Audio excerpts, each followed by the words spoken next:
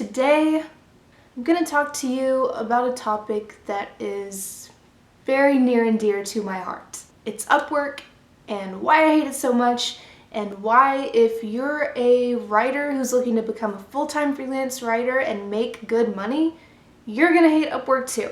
So I know that those of you who may just be getting into freelance writing or just starting out have probably read a lot online about how you start out in content mills, you start out bidding on work, using sites like Upwork and Fiverr to piece together an income at first.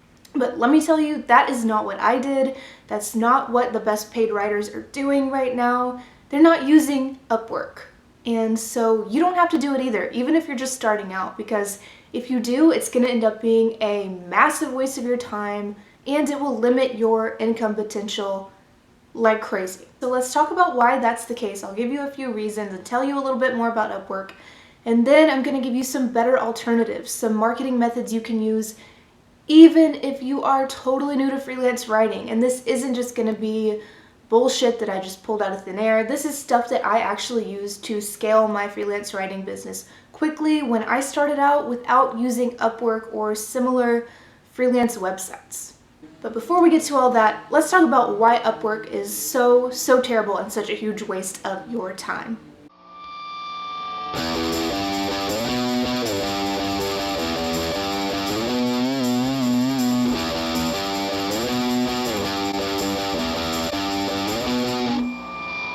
So first of all, Upwork takes money away from you. You bill a client for work and they take out a fee just because you found that client through their platform.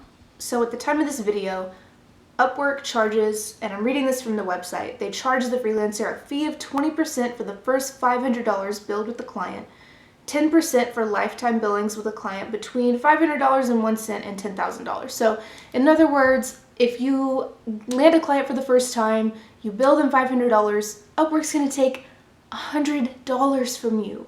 $100! That's a lot of money out of your pocket just because you chose to go on a freelance platform instead of marketing yourself independently. I mean, if you think about it, if you just marketed yourself to land that client, you wouldn't owe $100 to some random platform. They wouldn't be taking away your money.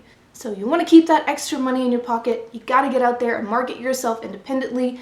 Get off bidding sites, get off Upwork. I know it seems easier, but it's really not the best way to land high-paying clients, even if you are just starting out.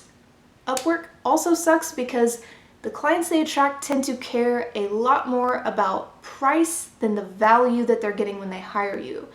And when clients are shopping on price, that means that it's pretty much a race to the bottom for you. You know, they're looking for the lowest bid they can get. They're looking for the cheapest content they can get. And for someone like you who's trying to piece together a full-time income, that's not good. When high-paying clients go look for a freelance writer, they're not looking for someone they'll just pay like 1 penny per word on Upwork.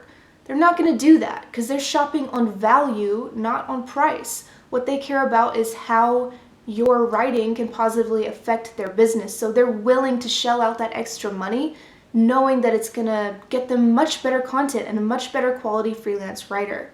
So where are those high-paying, good quality clients looking for freelance writers? Well, a lot of the time they're looking on LinkedIn, they're looking on Google, they're asking their network for referrals to a really good writer. So in all of those cases, that's why it's so important for you to market yourself, put yourself out there, get a writer website that really positions your expertise, use SEO on it, use LinkedIn, build your network over time so you can land those referrals. It's really important you can do that so you don't feel like you have to settle for a bidding site like Upwork that's just a race to the bottom. One more reason Upwork is the worst is because it strips you of control of your freelance writing career. With Upwork, you don't really get the luxury of picking and choosing your clientele. You don't get the luxury of naming your rate, really. You're just kind of at the mercy of their platform and whatever clients are available. And on top of that, you're also at the mercy of their policies. So say Upwork decides to randomly raise their fees. Maybe one day they decide to take out 25% instead of 20%. That's going to have a direct effect on your finances as a freelance writer. And not in a good way. So now you're probably thinking, okay, I get it, UpWork sucks, like I understand, but how can I find clients? Like, how can I really find clients? Not just some like bullshit method of like, oh, ask your family and friends, but like, what are the exact steps to landing high-paying freelance writing clients, even when you're a new freelance writer?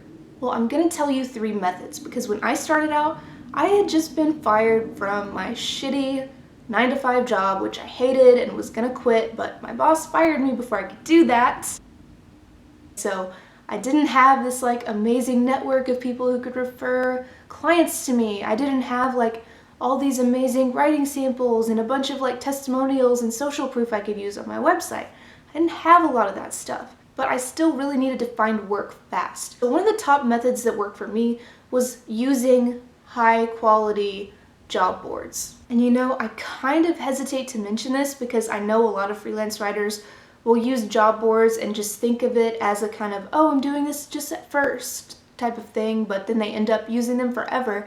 And I don't want you to do that. So before I even talk about job boards, understand that it's not a long-term marketing strategy for you. It's something you might want to consider doing at first, at the very start of your freelance writing career, while you're also using other marketing strategies so you can slowly phase out the job boards, or better yet, quickly phase out the job boards. That's what you want to do. When I started out, for example, I would check the Pro Blogger job board every morning, and you know, just like with most job boards, it can be hit or miss. You have to know which red flags to look out for, and you have to pitch clients in your niche.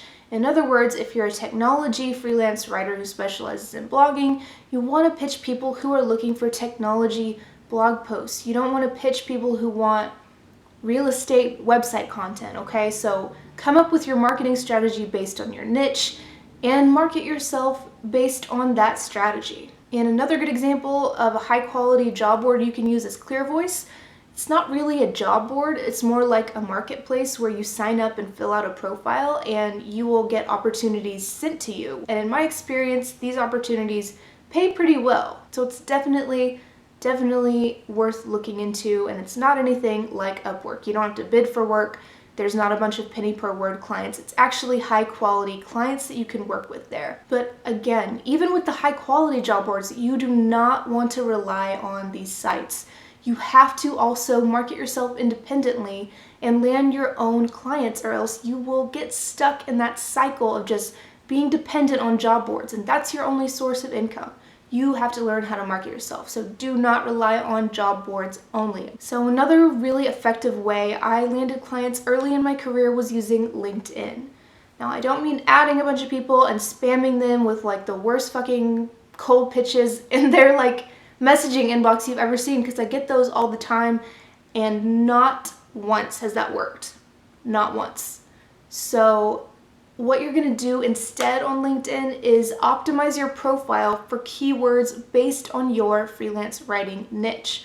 So if you write B2B white papers, you probably should put something like B2B white paper writer in your LinkedIn headline and in your summary. So what that helps you with is it allows those clients who are looking for a B2B white paper writer to find you really easily. They search for a B2B white paper writer on LinkedIn, and you might be one of the first people who pops up because you've taken the time to optimize your profile for those specific keywords. So seriously, do not underestimate the power of doing this. I've done it, and I get client requests all the time just from people who found me. I've had some of my course students tell me that they've done it and landed a client that way. And the best part is you don't have to like do a lot of work to do this. It's a set it and forget it thing. You fill out your profile, optimize it for your niche keywords, and you're good to go. So the last way I found work as a total newbie freelance writer, also the most effective way, was using cold emailing. Now, when I say cold emailing, let me be super clear. I'm not talking about like grabbing some template online and just blasting out an email to like 1,000 people. The same like shitty email that's not like customized. It's just the same email to tons and tons of people. Do not do that. Please do not do that, because it doesn't work. You might think it's going to save you some time, but time saved does not matter if you're not getting any results. Like, take the extra 10 minutes to personalize every single cold email you send. That is going to make all the difference in your cold emailing efforts and the results you get from them. And like the other marketing strategies I've talked about, it relies a lot on you knowing what your niche expertise is and knowing how to market that expertise. So back to the technology blogger example. If you write blog posts for technology companies, you're not emailing all kinds of companies saying, I'm a freelance writer. What you're doing is you're emailing them, letting them know about your technology expertise and your blogging expertise. That way you're immediately positioned as the best freelance writer for them. Not just someone who might be an okay fit, who's a generalist, but someone who is a perfect fit for their type of business specifically. And I'm not going to sugarcoat it here. Cold emailing can be a little bit tedious. It's not the most exciting thing you're ever going to do in your life, okay? I get that, but it does work. If you put in the work, you can land clients with cold emailing. When I first started out, like I said, this was like my most effective marketing strategy. I made over $800 just from doing it the first month that I did it. And the first day I sent cold emails, I sent 17 of them. 2 of those turned into high-paying clients. This was during my first month as a full-time freelance writer, okay? So even if you're totally new to freelance writing, this can work for you if you approach it with the right strategy and if you tailor each email to the person you're sending it to. So if you want a more in-depth look at this cold emailing strategy and to learn exactly how you can fit it into your freelance marketing plan, I have a free guide for you in the description box below. It shows you the exact cold emailing process I used when I first started out freelance writing, so you can ditch UpWork, ditch Fiverr, ditch those rude assholes who just want to pay you like 2 cents per word. Get out and find your own clients and learn how to land high-paying work consistently outside of any kind of platform or bidding site. So be sure you download that and start sending cold emails. Seriously, because it is one of the most effective ways to land high-paying clients as a new freelance writer. I really hope you enjoyed this video. More importantly, I hope you learned something actionable from it. And even more importantly, I hope that you put what you've learned into practice. Get out there and start pitching. Get out there and optimize your LinkedIn profile. Delete your UpWork account. It's gonna be the best thing that you will do for your freelance writing career. That's all for today. I will see you in the next video.